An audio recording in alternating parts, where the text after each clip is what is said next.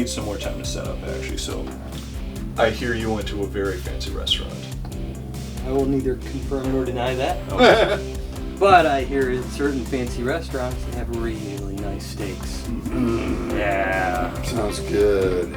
Yeah, and We are pro steak here Pro at this steak. church. pro steak. And this particular steak was, well, let's see, it's wider than the knife is long. And Yeah, we discovered that before the stream. Yeah. As well. And it's longer than you are tall. It's just about pretty close. And I was amazingly able to finish this gigantic steak. It was mouth-wateringly good.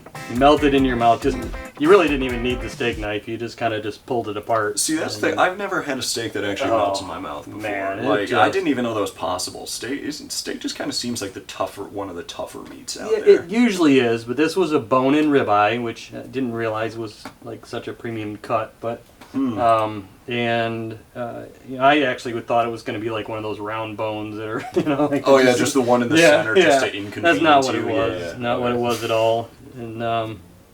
And it was topped with a huge glob of like garlic blue cheese, and it was just Blue like cheese melting stuff is- over the steak, and it was very delicious. Yes. As gross as blue cheese sounds at first, it's actually like really good. I Yeah. love blue cheese. And I encourage all you vegans out there, give it a try. Give it a try. You'll change your mind. You see, here the thing And if that- you are a vegan and you want a steak and you want to make a fake steak, well, I guess we'll let that slide too. But you got to try real Beyond stuff. steak. Yeah, there you Beyond go. steak. Beyond Yeah. burgers. Let's not beyond be steak. blaspheming steak I by don't know if you comparing can it with have a- anything that's fake. I don't never know had if you the could have a tofu bone steak in before? Beyond Steak. I've had Oh tofu yeah, you burgers. just take they a were all right. fake bone, slap it in the center of whatever meat paste you got going on, and boom, boneless or boned steak. Haven't you guys Not ever boneless. had the bean burgers or tofu burgers? They were Yeah, they okay. were Honestly, I definitely had a not beef- melt in your mouth. No, but they're all yeah, right. I had a vegan burger once. I kind of on accident. I didn't know, but I mean, Wasn't the all right. worst thing. I don't No, know. it wasn't the worst thing. Kind I of would. reminded me of cat food with a little water. I don't know what cat food you're eating. That must be some pretty good cat food, though. You guys are gonna make PETA mad. You know what PETA is, right? Right. Yeah, no, they're People for the eating of tasty animals. they're oh well, okay. I was about to go off on them anyways, but you saved me there for making this podcast even more incriminating than it Even already more. is. Not just because we speak the truth, that We're means we're pro. Anybody can eat whatever healthy thing they want to eat, as long as it's. Or if they Not don't want hurting to, they anybody. don't want to. But we can eat it for you then. Yeah. Well, that's the thing that bothers me about like the vegan diet and stuff like that is it would be like not vegan, like vegetarian. Vegetarian diet would be like the healthiest way you could eat if you just slap a big old steak right next to it. You know what I mean? Like a bunch of healthy vegetables, eggs for protein, stuff like that. Everything like that. But again, just get a big old nice prime rib or a nice rack of meat there, and that literally becomes the healthiest thing. It's you great. can eat. It's a great setup for a podcast on temptation. I tell you. Well, and I had, to verify your point, I had a friend that was it was strictly no meat, and he had some very serious health issues because of that. He was strictly vegetarian, but he was losing his hair and his nails were weak and things, and it was strictly because he wasn't getting enough protein in his diet from the meat or Really? whatever. Maybe there's enzymes or something that they needed from the I meat. sing that with they a guy couldn't in my replace. chorus, and Yeah. he's a vegetarian. He is about as healthy as you can Yeah. get. Of course, he's 30-ish. I mean, I don't know how old Yeah. the guy you're talking about is. He was, Well, he was a little bit older than that, yeah. Well, I know it's kind of a spectrum too, where like vegetarians just like I don't want to directly eat animals, because I know like eggs are a good source of protein as well, and nuts are good as well, and stuff like that. But like the further out in the spectrum you get, where there's less and less you want to eat from animals, the less options you have. And I don't know what you do at that point. Yeah. But There's who a knows? tendency for people to attach a moral, principle to eating. Some people are crusaders for vegetarian diet because it hurts the poor animals or it damages the planet. Some people say you shouldn't eat certain things if they're not healthy. Fatty foods not good for you. well, I mean that is true objectively. God gave all these foods for us to enjoy with being thankful. Oh yeah, I was more talking about just like McDonald's and fast food places. I was thinking too, if we're thinking about it, and if we actually have any vegans ever watch us or whatever it is, what makes the difference between eating something has 4 paws or whatever to eating plants that are actually still alive too? Yeah. What makes it different? I saw an interesting post online where it was a road sign saying like pet versus food, where does it stop or something like that, and it had like animals on a spectrum kind of, and you look at it and you're like, oh yeah, like cows way over here, dogs way over here, and then someone else posted, it's like, yeah, why? And then it shows plants and stuff like that, and you have like herbs here and then flowers over here, and it's like, well, okay, yeah, that makes sense. It's the same dilemma. Right. Where does the beauty come in and where does the food stop or start, I don't know. Right, what's acceptable, and I think it's going to be determined on an individual's mind. Yeah, and I mean, there's nothing culture wrong with too. That too, as well. Yeah, and I'm not arguing that there's anything wrong with having any standards or anything like that for yourself. I mean, if you want to not eat animals, go for it. Just know the ramifications. I could go for one of those steaks Pastor Brian ate over there, but yeah, Once in a while. say it too. Well, Yeah, Not sure I could If you're fork out the vegan- $80. yeah. But if you were vegan and vegetarian, would you be tempted to eat that steak? That's interesting. I don't know. yeah. I mean, it's a good. I mean, if you want to eat a steak, that's the one to eat. I'll tell you one place I've gone to that's had like really good deals recently and stuff is Buffalo Wild Wings. Like, I've been using their app recently to order some stuff, and they have like some new rewards program, Buffalo Go or whatever. But anyways, I got I got like 20 wings and a thing of fries for the price of like a 6-wing combo or something like that, just because all the deals and stuff. They're like, yeah, order this, hit a certain price threshold, and we'll double the amount of wings you get. I'm like, Okay. And yeah, that's where I got addicted to the blue cheese dressing and stuff like that, because they have like a blue cheese sauce and stuff like that. You can just dip them in. Real Buffalo Wings has the blue cheese dip. Oh, good stuff. I need to try some legitimate Buffalo Wings. You know what I mean? Because I doubt B-Dubs has the actual like fully authentic experience. They do have I think they have a category for authentic Buffalo. You got to eat it with the blue cheese because it's not that good. Eating it straight. Because I mean, well that's my thing is I only get up to like mild sauce there. Just like I've done medium before. I think I did hot once, but like my main tolerance is medium. But I go mild anyways because I'm like, I don't want it to be so spicy that I can't taste anything, Yeah, and you want to enjoy it. Yeah, I want to enjoy it, and I want to enjoy the taste. When I was younger and I went there with my boys at the time, we're all like, let's eat the hot stuff, yeah. And so we ate the hot stuff, and we're all like, water! We couldn't handle it. Yeah, they have, I saw also on their menu, they had like some blazing challenge or something like that, and it came with a pack of their like ghost pepper like wings or something like that, Right. and like a whole carton of ice cream as well. Oh man, but honestly, You need that after you get done eating those things. I mean, yeah, I'm not surprised. Like my nose starts going crazy. I start like literally sweating and stuff like that after eating the hot stuff. I'm like, I can't go any higher than that, man. Right. Yeah. Some of those, some of the spicy foods, like the Thai food and some of the other food like that too, when you say medium, and you get it home and you put it on your plate and you put it in your mouth, you're like, and there's like fire blowing out of your mouth because it's so hot, and you're like, this is medium! Can you imagine what the hot is? Well, yeah, that's why whenever I go He's to got a a place, wimpy American taste buds. Hey, my wife I think we knows how all to do at cook. this point. Let's be real. My wife knows how to cook, and she can lay that spice on. My wife is not American, so she can lay that spice on, and man, she makes some good food. Oh man, I can imagine. Yeah. That's why I always like if I'm ever going to a place that like I know has spicy stuff, I always start with like mild or like the lowest possible spice factor, because I'm like, I have no idea what I'm getting into here. Right. Yeah. I went to a new place the other day, and I did say mild, and you're getting Thai, and you're expecting like pad Thai with like peanut stuff, and my wife's like, does this taste like tomatoes to you? And I said, yeah, it kind of does, but I still taste the peanut butter some, the peanut flavor some. Well, I don't know that exactly, because Yeah, but I mean, it was kind of like a, I don't know, it was a weird Thai. It wasn't like something like that you would normally get someplace. Yeah. I recently went to one of those hibachi places with my buddies. If y'all know what that actually is. They cook it right in front of you on this grill. Yeah, for the audience, it's the like you have like bar style seating kind of around a grill where a chef will come out, like get your orders and stuff like that. With a big hat. Yeah, twirling his they make a whole show out of it too. Like before he even starts, he's like spinning around the little utensils on top of each other and stuff like that, and making fire come out of an onion and everything like that. Like I'm sure y'all have seen that before. Good old volcano onion. Yeah, the volcano onion. That's what it is. Yeah. But that was a lot of fun. He was shooting like sake at people from across the room and stuff like that. Yeah. One of the things too that freaked all of us out at first was before the guy even showed up, he has this little entrance where he takes the sake thing, and because it's alcoholic, it's flammable. We're just sitting there talking, and all of a sudden we just see like a stream just kind of start hitting the grill, and we're like, what the heck is that? So we're looking over, and all of a sudden the guy lights a match, puts it right under the stream, and you just see a stream of fire just arcing through the air right onto the grill, and everyone's just like, oh my gosh! He's got everyone's attention there. Yeah, exactly, because again, we're just sitting there eyebrows talking. are getting kind of singed. Yeah, we have no Lean idea back that a this little guy's coming, but there's like an empty seat like in between us and the other group that was there or whatever, and all of a sudden we just see a wall of fire just descending on us. We're like, If you oh ever my want to make an God. entrance in a room, that's the way to get the audience's attention. Yeah, just go ahead and light something on fire. That you'll be noticed, that's for sure.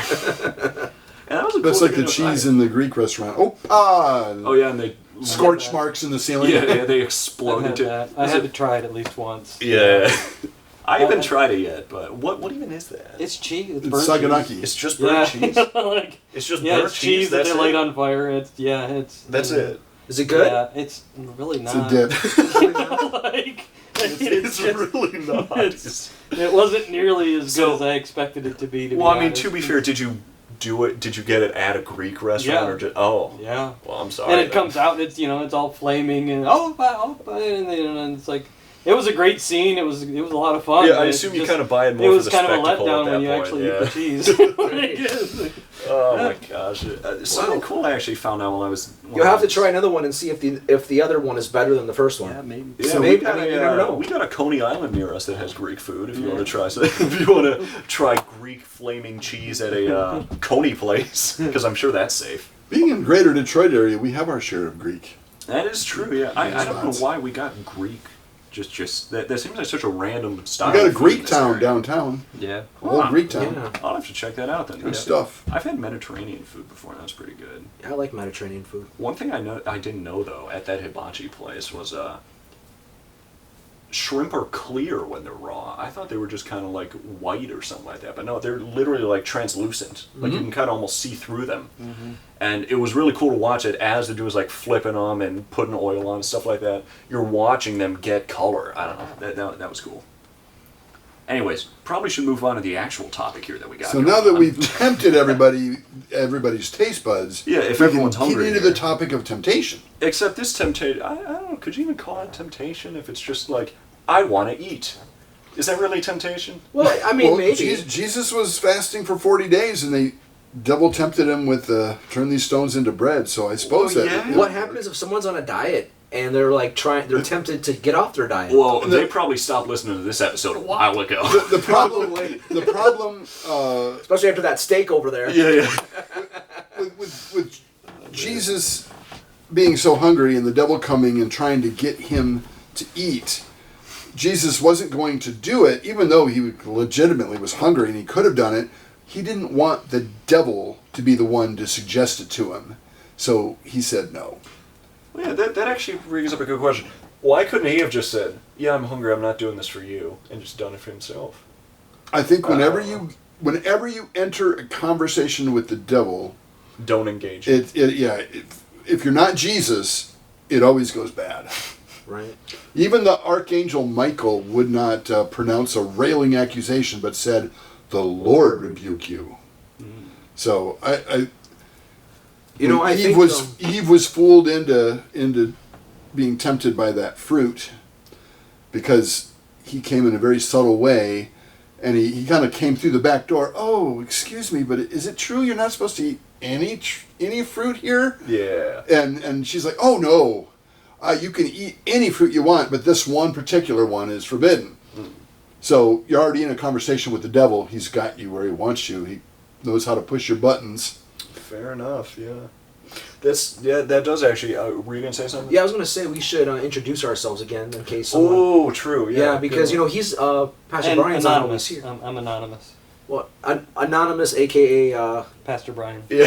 You can look him up in a previous episode because he did name himself there. Yeah. You look at what? How many episodes have been now? Like 3, I think. So 3 or 4. You've been in a bit. Yeah. Also, you forgot to say your name in the last one. So, well, not forgot, but you said it. He was way tempted after. to remain anonymous. Right. Well, to the point where I just put John in massive letters above your head when you said Cool. it. That's kind of cool. I like probably Flash, too. forgot my name at that point. Right. I'm Pastor John, by the way. Isn't it 3 letters? It is a 3-letter John, and it's not a Jonathan, it's a John. I'm Matt. I'm an IT major, and that's about it. I got nothing interesting going on right now besides this. Well, I'm Pastor Paul of Scott Lake Baptist Church. I'm the digital outreach pastor, and you got all 3 pastors here from Scott Lake Baptist Church tonight. So it's kind of cool that we're in the room together. Yep. Yeah, I just wish any of my buddies would get on here. Yep. Yeah. I Where know they you guys. at? I know you guys Yeah. are there. I'm Yeah. sending you a clip specifically of this. Get on. And we really like college-age people, Yeah. sharp. I think the college professors target Christians to try and get them to stop thinking Christianly. And the Christians that have been, or the college students that have been in the room with us, sharp guys. Mm-hmm. We want some girls too, by the way. I got some. It's funny. My university is like strangely like tolerant, if that sounds right, of Christianity. You know, it unlike a lot of other places treats it as. I mean, it is still not good, but like they treat it as just another religion. But in my opinion, that's still better than excluding it and saying everything else is okay. You know what I mean? Yeah. At least giving it an open playing field with everything else. So you're saying they're giving us a small notch up. Yeah, well, I mean, they're saying, hey, we're just giving everyone the same opportunity, or who cares? Yeah. If they want to be a Christian, be a Christian. If they want to be a Muslim, be a Muslim. I mean, this is what they're saying. Right. But yeah, and I'm like, well, I mean, at least they're giving them the opportunity, you know? So that I can see. But it's very interesting watching the, we have massive sidewalks outside, like, in front of the entrances to our, like, student center and stuff. And they have, a bunch of people, like, writing events and stuff in chalk. So a bunch of students started picking that up and doing that stuff, too.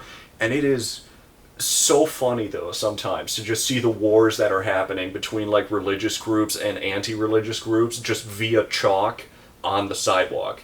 Because there's like someone will write like in chalk like times for like a drag show or something like that one day, and then I'll walk out and there will already be water on it and it'll be like scuffed up everywhere and stuff. And then right next to it, someone will have written like anti-abortion rally or something like that. And then the next day I come up and both of them are completely stomped out and there's water everywhere and liquid on it and stuff. I'm like, jeez.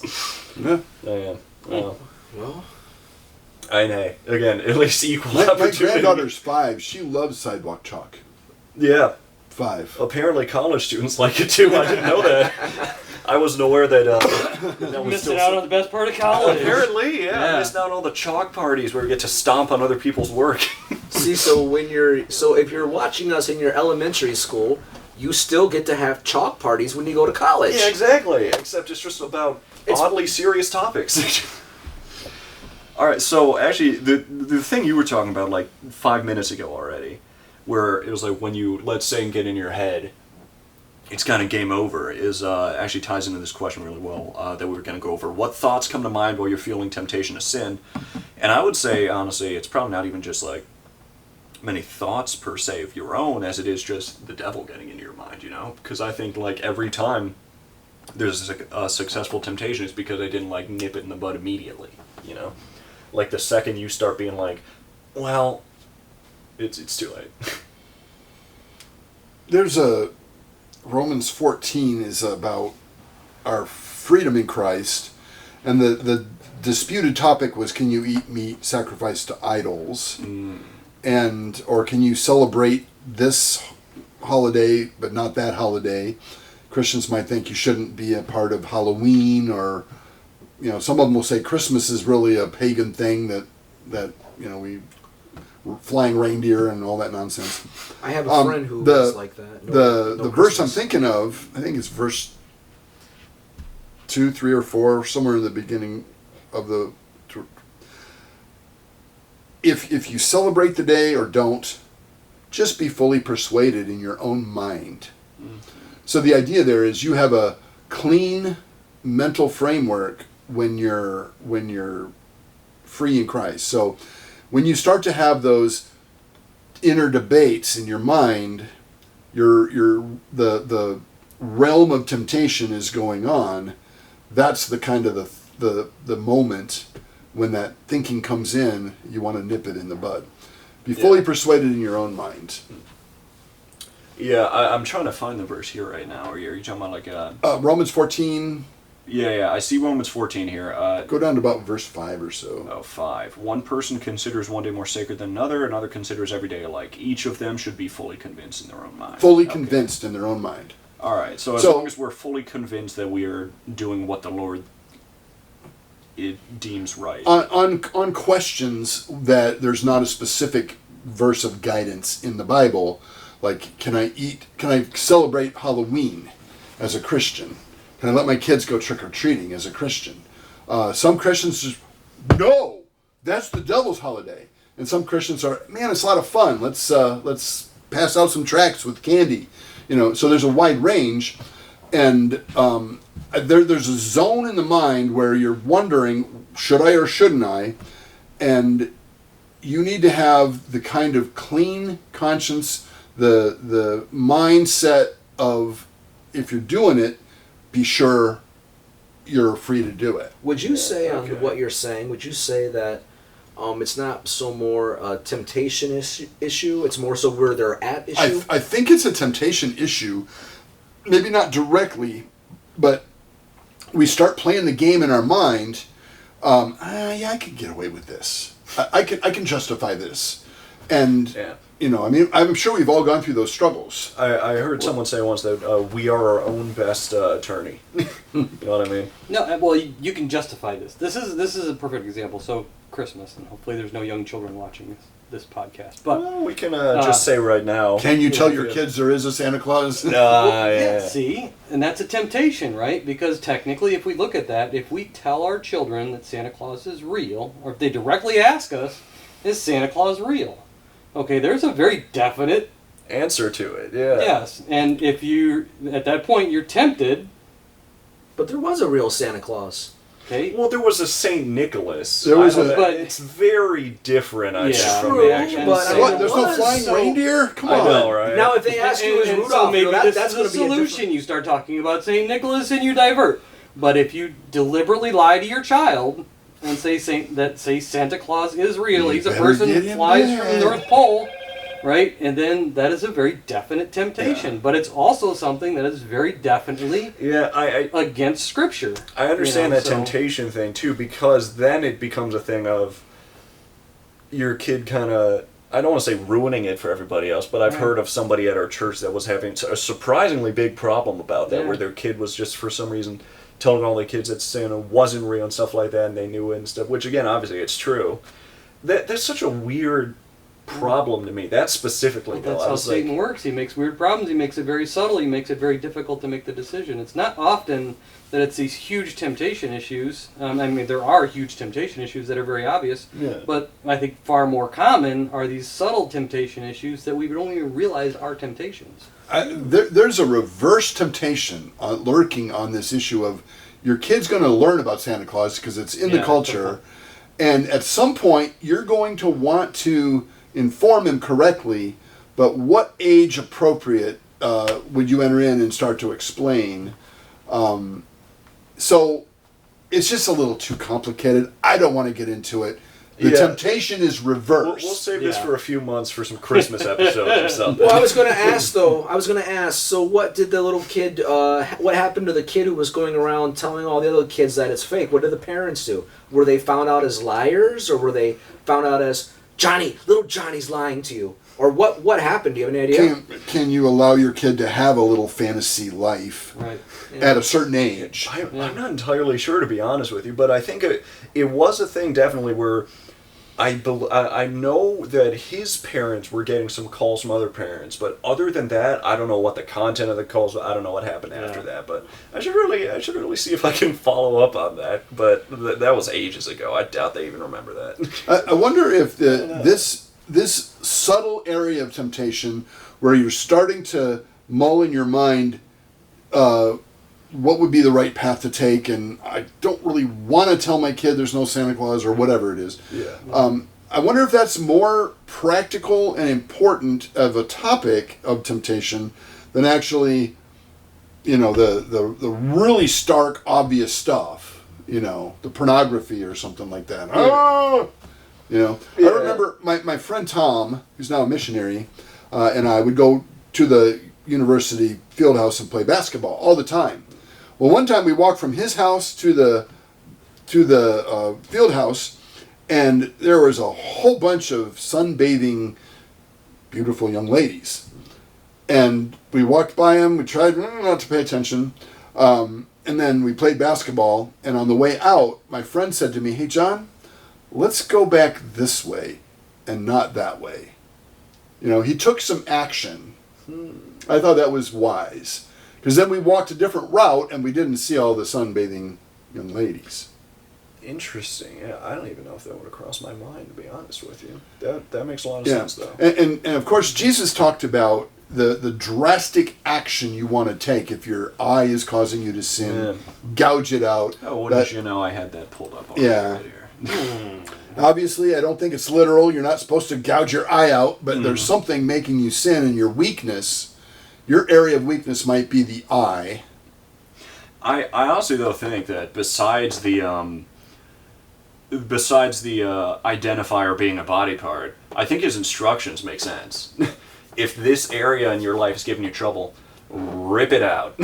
Yeah, drastic action is called for when you're starting to slide into that area of temptation. Yeah, that was always something that weirded me out as a kid. I was like, man, I'm not going to tear on my own eye. Right. Well, could we look at it as temptation and addiction would be two different things? I mean, Good question. Because that would be, if you're talking about porn, you could talk about alcohol, you could talk yeah. about drugs, people are addicted People to are that. definitely tempted for alcohol when they get addicted. Right. Well, yeah, But if they is already- addiction just like habitual temptation? It is. Almost like strong habitual yeah. temptation. It starts as a temptation and then it drives down into a habit. But it's that a is habit. Repeated behaviors based on that initial. You're Well, satisfying that temptation over and over and over and over again, Well, creating a habit, creating an addiction. To the point where you I'd like not to even notice. address the area, since we're talking addiction, Yeah. and the relationship to temptation. Smoking. Now, there's nothing in the Bible that says it's wrong. There's a sense in the church, a lot of people think, oh, it's just not very seemly, it's not, it's something you want to avoid. Yet there's Christians that are really good, solid Christians, and they have the habit, But and it's not a habit, though. I would say it's an addiction because they make them addictive. The cigarettes. Yeah, it's a habit. I mean, it is. It's a ingrained habit, and then they have a chemical addiction, they have a psychological addiction, and they're trying to break the habit, maybe, and the temptation is there. It's strong, but that specific area is not really a moral issue. There's nothing in the scripture that says don't. Yeah, that is. I mean, it's not like pornography. That would be more specific and straightforward. But the area of smoking, I mean, I grew up with parents that smoked, and I had such an aversion to it. I thought it was a disgusting habit. I never liked it. Going through, I was never tempted by it, but some of my friends would, and I'm like, why? But as I've been thinking it through, people are free to do that. There's a lot of Christians over the years that have. Charles Spurgeon was a big cigar guy, right? A great preacher back in the 1800s in England. So I suppose there's an area of Christian liberty that sits right next to the issue of temptation. But when something becomes morally wrong is when something in the Bible that God has revealed to us makes it wrong. So there's no revelation in Scripture about smoking, but there are some principles that kind of get at it. Paul says, all things are lawful for me, but not all things are profitable. all things are lawful, but I will not come under its power. So, you're talking about addiction. Are you giving over some of your self-control with smoking? And that's where I have the issue. As a former smoker, I mean, I've been non-smoker for more than 20 years now, but that's where. So, a couple of things kind of rail at me about that. Number one, our body is a temple of Christ. Yeah, so I was about to ask. we're defiling, knowing the damages that smoking causes. Health. Yeah. Because science tells us this is dangerous for your health, So there's a stewardship of your health that you want to take into. Okay, so that's you one ate a steak, aspect. buddy. And You then- ate a steak. Not the healthiest food in the world. I can do the same thing. And there is a viable spectrum right there again. It Right. falls in. And then the other concern I have with it is it becomes an idol. If it's an addiction, it's an idol. Because I would wager to say that most people that smoke would give their last $10 for a pack of cigarettes before they would give the tithe to the church, that same $10. So I would say Financial stewardship. yeah. Okay, that's a principle. Never thought of that. Yeah, and so you're serving that addiction more than you're serving God. Yeah, so And you're so saying that would be my other concern. So with you would it. be saying then that obviously it does become an idol at a certain point as you let it take over more and more of your life Right. instead of letting God take over more and more of your I'm life. not so sure. I maybe I need to give it some more thought. But with that addiction in particular, is it? I mean, the way you get at it in Scripture is indirect. So I will not come under its power. Yeah. Because I have a stewardship of my life. I want to be free to make my choices. I want to be able to financial stewardship, health stewardship. But there's nothing wrong stated that it is wrong to smoke. No, it doesn't specifically Right. say that. In the Bible, no. So the area of Christian liberty, we're not free to do what the Bible says don't do. Right. But we have a broad area of freedom where the Bible doesn't give us complete direction on what to do. So if someone chooses to be a smoker,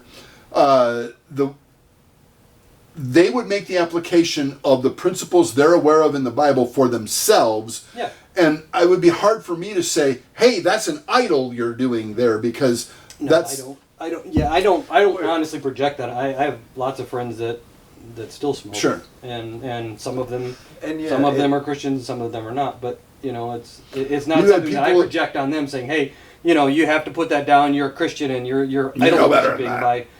Don't take me to read that way. But that's, Right. for me personally, Yeah, that's the it's- decision that I made. And that's the thing too, where I know people respect that as well. I've had people that have offered me drugs before, and I've been like, no, I just don't even want to get started with it. And they're like, okay, I respect that. And so, and but yeah, and I do think it's a lot. Huh? Did you back up like 10 years before and come to some realization? There's a danger in this world called drugs. Somebody may approach me at some point, and I want to be firm. I don't want this, because you had a good response initially. Hey, try this drug. No, don't want to go down that road at all. Yeah. So did you make up your mind earlier, is what I'm asking.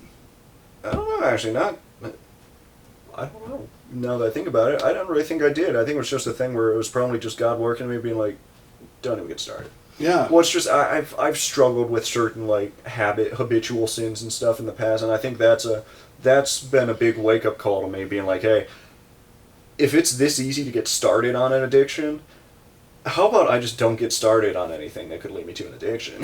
Yeah. You know what I mean? But and Good strategy. That was a thing with alcohol too. I've had it a few times because it's exciting. You turn 21, you're like, oh shoot, I Ooh, want to legal. try this. Yeah, but and I made sure to impose a bunch of rules and stuff on it. But at the same time, I was also like, okay, even if I'm in these circumstances where all of these rules line up, I still want to make sure I'm able to say no. And so I just started saying no, and I haven't drunk anything in months. You know what I mean? And I don't care. So it's you not something I'm missing. I don't. You had a minor temptation, and you could easily brush it away. No, I'm going to say no. Sometimes it's a really nagging. I mean, Jesus fasted for 40 days, and turning that stone to bread might not have been an easy thing to say no to. Probably was not easy. Right? Think about this, right? You could turn into that beautiful prime rib steak. So you know what I'm thinking about right now is this temptation: running out the room and turning the air conditioner on, and then coming back. just open that window. Is that really a temptation? I mean, I'd like that too. It's like hot in here. It is. Yeah. Yes. Yeah. I mean, he says to open this window, but I wouldn't put that in the realm of temptation. That's just I wouldn't either. It's just something you want to do. yeah, just something I want to do. I want to. nothing wrong with turning on the air, opening the window. Yeah, that's fine with me.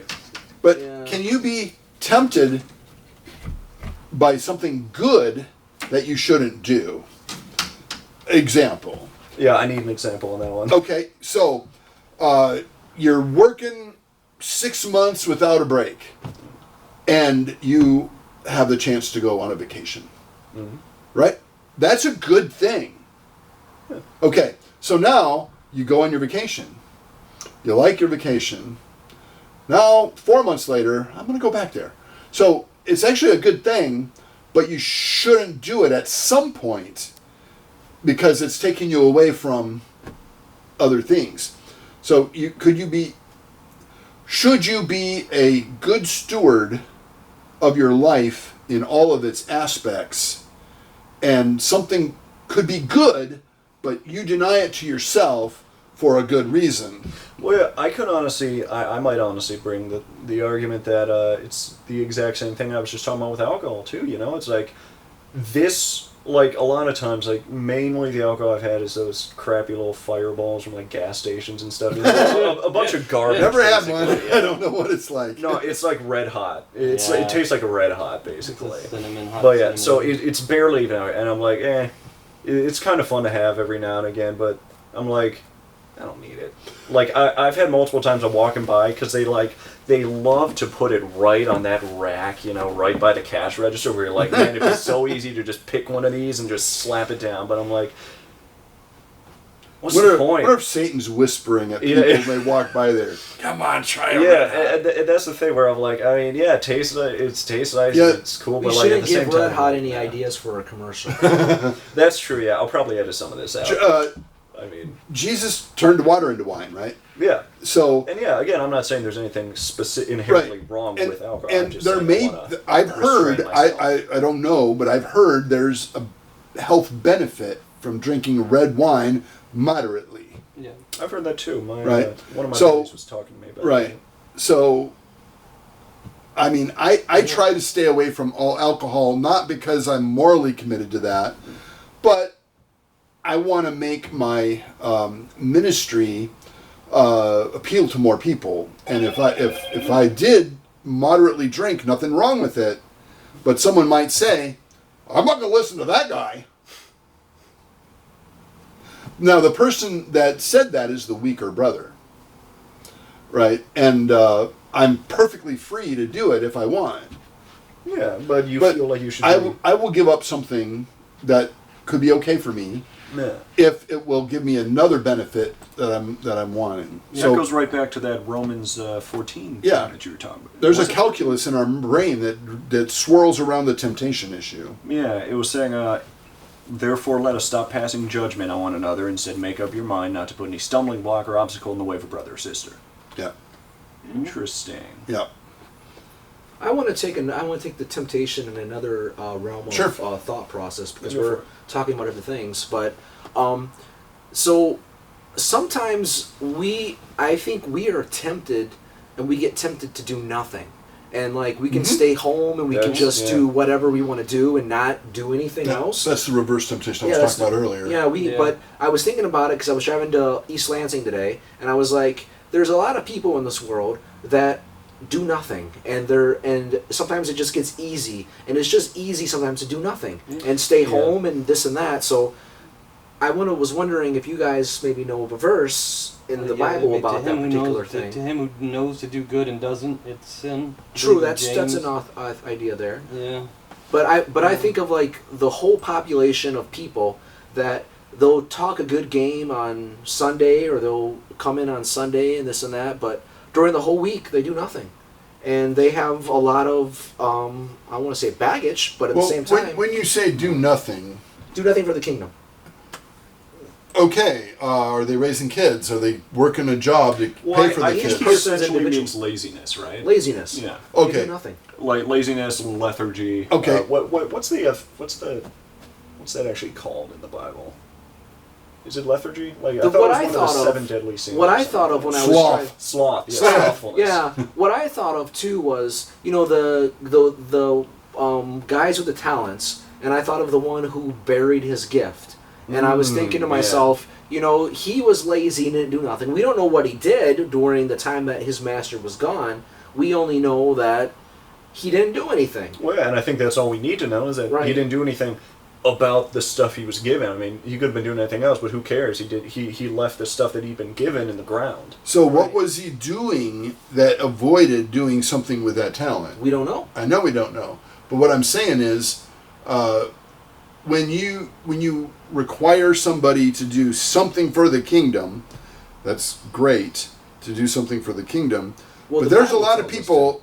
Yeah. There's a lady in our church that she's here every day of the year practically doing some volunteer work around the church. And at some point, if she were to not come in and do that, I would say, good, take a break. You know, you're doing so much. So I think that could be another thing where you argue it in moderation has its health benefits, but if it becomes the lifestyle, you become sedentary. So your do nothing temptation kicks in different ways. This person might be motivated to serve Jesus every day and is here doing something for the kingdom every day, but could she not do a little bit more? I think she could. Why is she not doing a little bit more? Right. Well, who are we to decide? That's the first thing I would ask you. Yeah. But secondly, I would also say, well, she's also doing this, this, and that. So I'm not stating about her about not doing anything. That would be the exception of somebody doing something. Now, there's a lot of people. But everybody could do more. That's true. But the question, though, is if, as you brought up earlier, if you have a family, if you have kids, if you have this, if you have your time is already consumed someplace else. Well, but that's also for the kingdom. You raise your kids for the kingdom. Right. Right? You work your job for the kingdom. Yeah. You know, so I'm not sure you can really go down that. Can you eat your steak for the kingdom? Well, I mean, you know what? Pray and God gave us food to enjoy if we're thankful for it. It was in Acts, right, where Peter has the vision of God having all the animals on the tarp and stuff, and being like, "I've given you everything now." And he's like, "Go crazy, not go crazy, but go crazy." Yeah. No, I have you never eaten anything unclean. Don't you call unclean what I have made clean? Yeah. That verse made me so happy. I was like, yay! I get to eat a bunch of meat now.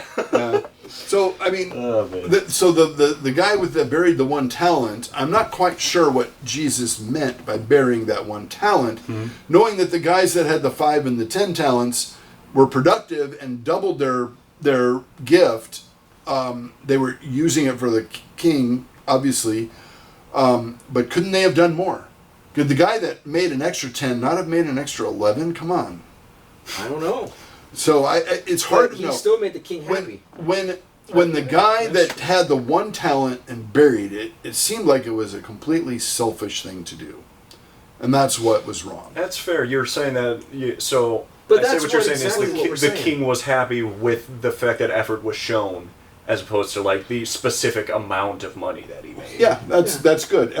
Effort wasn't shown with the guy that buried it. Yeah, the guy he dug. He was like, I don't want this hassle of having to work for somebody else. I want to do it for me. So as you said, selfish. So therefore, it would be selfish if we didn't do something. I thought the implication of the passage was that he was protecting it, like he was. Which would be here's your money fear, back. That's what he which would said. be either fear or would be. Well, doesn't he say he was like, Master, I know you to be like a harsh man or something? Yeah. Like that. So and fear is the opposite of faith, so therefore it's sin. But the master, the king or the master was saying, you could have at least gave my money to the money changers. At least put it in the and bank you'd and give give him him some money interest back or on something. interest. Right. You know, Because that shows, because right there shows effort. Yeah. But so does burying it, because he had to bury a whole entire hole. Well, So it depends on the effort. I don't think To that bury effort a whole counts. hole. What? I don't think that effort counts. No, that not effort a was to But protect there was himself. right. There was effort though, but the See, if wrong that kind guy- of effort. If that guy had his talent stolen or lost it in some way, he would have been in trouble, and he knew it. The guy would think that I just stole it from him. Yeah. Well, at Right. the same time, though, I mean, you could back up like, hey, if I was on my way to the bank with your money, had the snot beaten out of me, and then was left on the road as they stole my money, and that's well, okay, he was doing what I wanted him to, anyways. Just bad stuff happened. I don't know. Of course, And in our day, he had his police report. Yeah, he had the security cam footage and everything caught in 4K. Well, yeah, and I mean, I believe the master in that was implied to be God anyways, right? So Right. God understands, like, hey, if we are genuinely trying to do stuff for him, and Satan and sin fights back and beats us into the ground, he's like, I understand he's not sinning in this regard. I don't know what I'm trying to say. I think I'm on to you there. So the diligence of the servant is what matters. Yeah. Right? God gives you a gift. If you say, I don't want to serve God, I'm going to just do my own thing, you're wasting your gift. Yeah, squattering. But if you use your gift for the Lord and it makes 100-fold, great. What if it makes 2-fold? You know, you're putting some effort into it and you're diligent to keep trying. There's a great illustration that I heard a preacher give one time because the one preacher had a really small church that didn't seem to be growing or doing anything that was beneficial in a big sense for the kingdom. And another preacher, the thing was going huge. And the guy said, well, when you take over a field to grow a garden, you don't know what's under the surface. So the guy with the unfruitful garden may have had to dig out tons and tons of rocks and prepare the soil. And the guy that just everything just went well had the best soil but you know the two fields looked the same, but the one field was a lot harder than the other. And both of them applied diligence, and both of them did the Lord's work. Yeah, that's funny you mention that. I have a what do you call it? I have an interesting example to kind of go along with that. I was in one of my coding classes, and my professor posed a thing. He was what was it? He gave us directly, and he gave us one bit of code directly and another piece of code indirectly. And what it was he gave us an assignment to do where we had to, like, I don't know, make a website or something like that. I completely forget what the actual assignment was. But I think it was like make a website or whatever. So he gives us, like, the direct code he gives us is like some basic outlines for stuff and all of that, you know.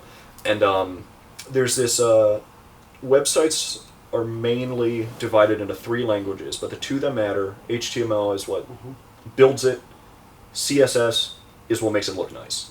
And he wanted very specific CSS requirements to make it look nice.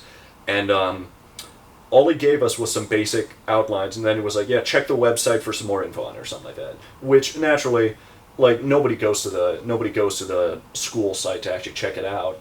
I went because I was like, man, this is going to be impossible. So I start clicking around, and all of a sudden, I see a little file sitting there, and it says, like, website completed or something like that. So I download it, and it's got all the CSS stuff listed right there and stuff, all the HTML, everything's so basically you can just send it right in.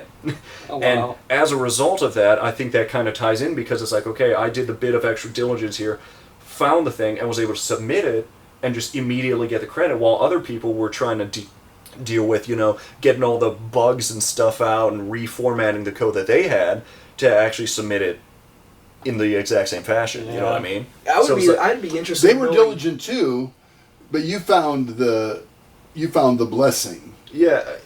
I guess that doesn't perfectly go along with it, but I think the point stands in that there is, like, if you have the best stuff you can get, it's a lot easier to keep going. You know what I mean? I'm actually amused by that because it is really, you know, I mean, you do the due diligence, you do the work, and then you get the reward. Yeah. And I really like that professor, honestly. He was good. During my academic experiences, we wrote a class, a master's level class, and the book is entirely online because it has to change. The course that we wrote it for, it has to change. Oh, is that one of semester. those tech classes too? Yeah, it's a tech class, and it's about emerging technologies, and so by its very nature, we have to change the script every semester. Jeez. Yeah. But throughout the course of the semester, in the book, written into the book, we put on one of the pages, if you I don't remember if we did a click here thing or if we said if you send an email to the professor so and so, it was one of those two things. Basically, if you read the assignment, do this, and he will literally give you half a semester's worth of credit. Wow. Jeez. Yes. And in the first three, I haven't talked to him the last couple of semesters, but in the first 3 semesters, he's had one student find it.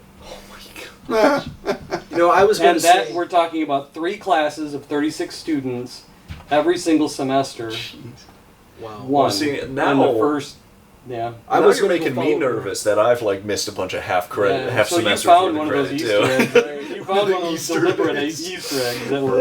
I was going to say, I wonder how many of your actual classmates actually found that. I did have somebody text me on Discord after the assignment was due, and all caps, he's like, "Dude, please tell me you found this this file or something like that in the assignment page." I was like, "Yes." So we had a very animated conversation after that. That's awesome. Gotcha. But yeah, so I know at least one other person found it. So, but yeah.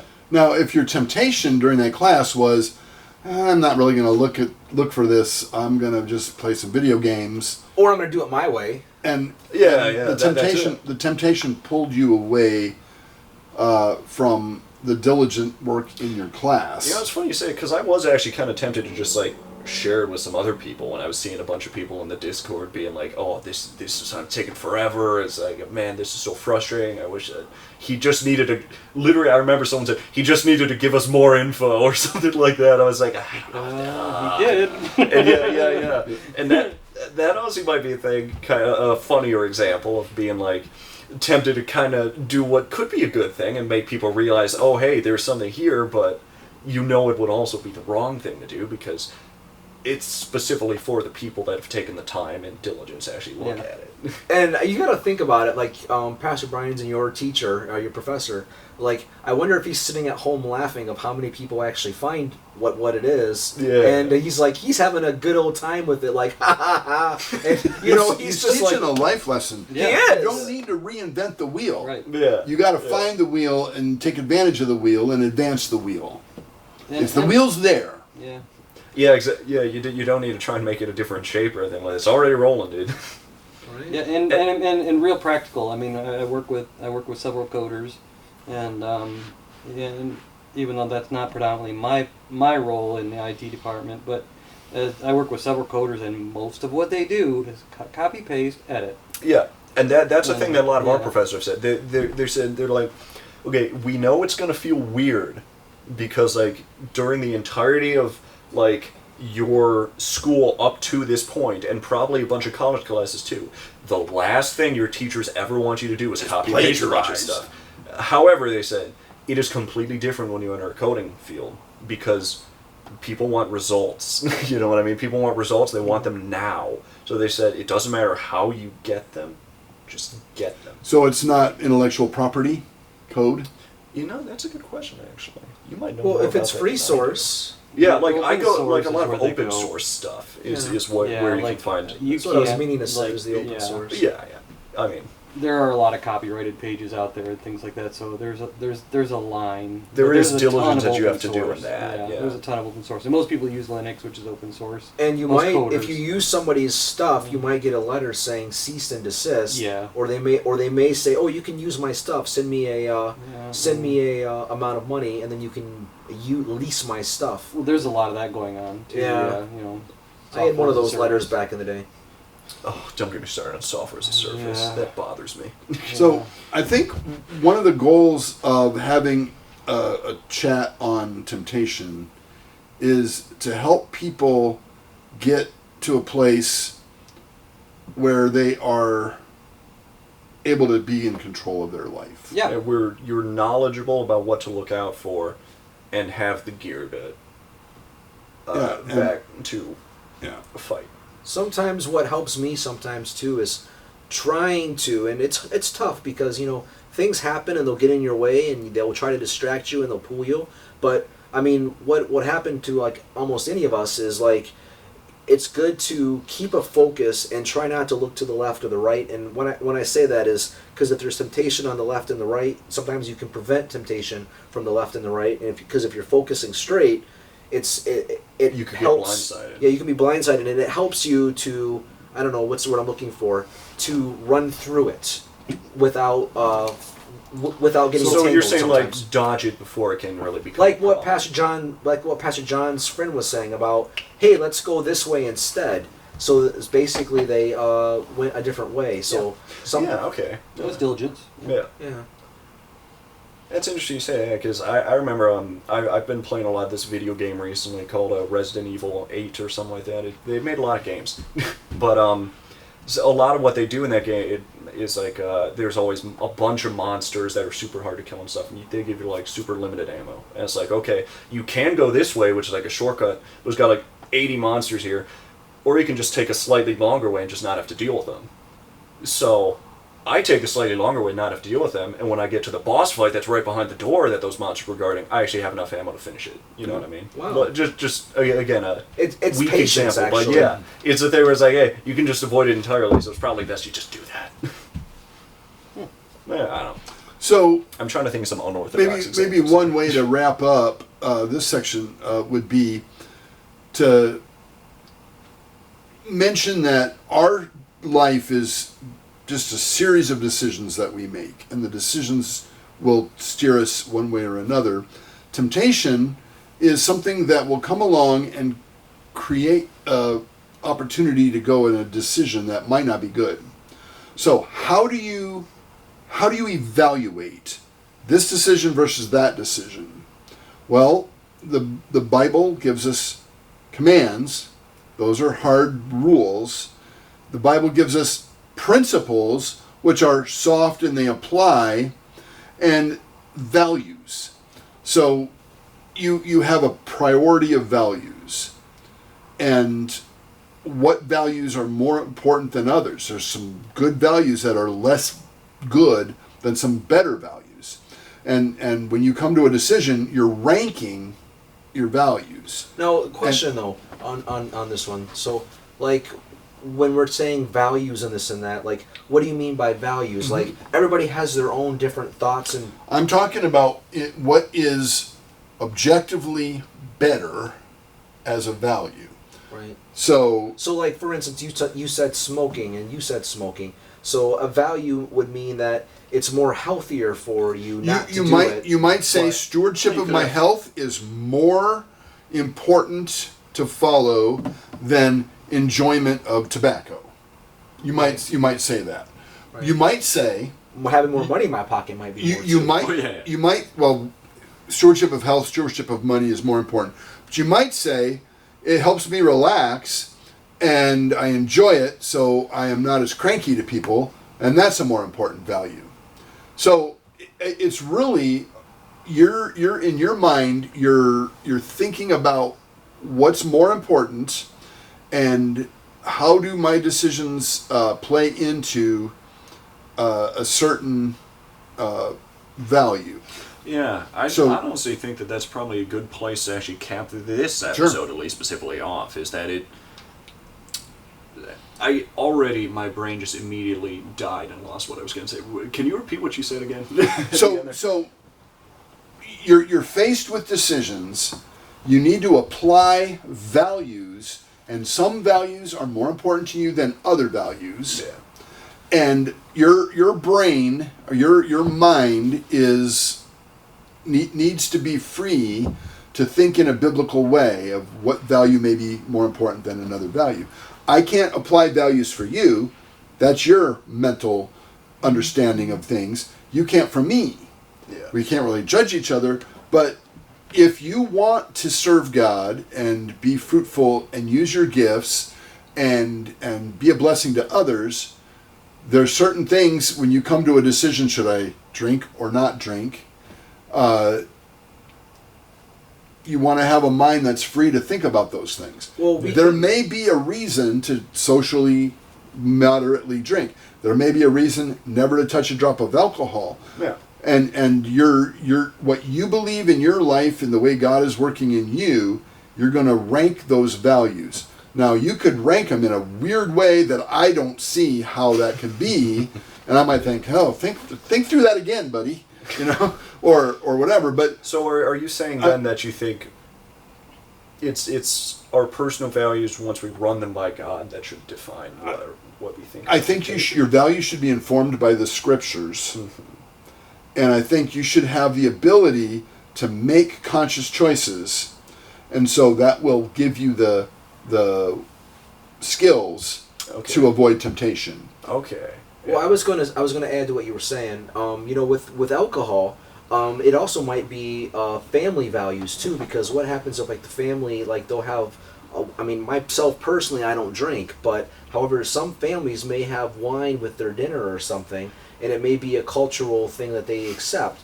So, so as you were saying, if we are saying one thing is okay and one thing's not okay, what limit then do we put on the people that would say... That's funny you mention that, because I have a friend, I'm not going to name names here, but I have a friend whose father was very much an alcoholic, and it completely ruined his marriage, among a bunch of other things. And he's like, okay, he's like, I could care less. He was telling me about it. He's like, yeah, I could care less if you drink, he said, but like, just if you try to start forcing me to, he said, we are not talking anymore. I'm like, that's completely fair. Yeah. You know what I mean? Because not something I would dream about doing. But it's a thing where I guess you have to be knowledgeable of the people that you're with as well in that regard. And it's what Paul's saying there too about being a stumbling block for others, even if it's not something necessarily truly completely wrong. If it's perceived as wrong by somebody else, just hold off. So turning the stone into bread, Jesus was weighing values. I'm very hungry. Yeah. I would love to eat a piece of bread right now. That's a value. Yeah. However, the devil's wanting me to do this. I don't want to give him any credit. Therefore, the bigger value is honor God. I'm not going to do it. I always wondered. When did Jesus eat bread after the devil told him to eat bread? Yeah, what's the time frame? Yeah, we don't know, but I've always wondered that question. Probably when the devil left him, he went off and made some bread. Yeah, he went off, turned himself into bread. I don't know, but I've always wondered that. I'm like, that is interesting. Yeah. I didn't think about that. So the value of eating bread to prevent your death, because he was at the verge of dying after 40 days of no food. Yeah, I can imagine. Yeah, eating bread to prevent your death is a good thing. Doing it because the devil said so is a bad thing. So what's better? Yeah. Right? And temptation needs to be battled in our minds and our hearts based on our understanding of the values that Scripture gives us. So yeah, I like that. Again, I think that's a good place to cap it off, is just realizing that temptation is a thing that, while it's good to have our own boundaries, it's absolutely something that we need to run by God first and foremost. And just, like he says, throw all your cares and anxieties on me. And I think temptation is a big thing when we're talking about okay, if Satan's starting to bother you, just give who a call, you know what I mean? Yeah. He'll run away pretty quick after that. Well, yeah, anyways, thanks so much, everyone, for showing up to yet another episode of People in the Room. I love and appreciate all y'all. God bless, and we will see you next time. Bye.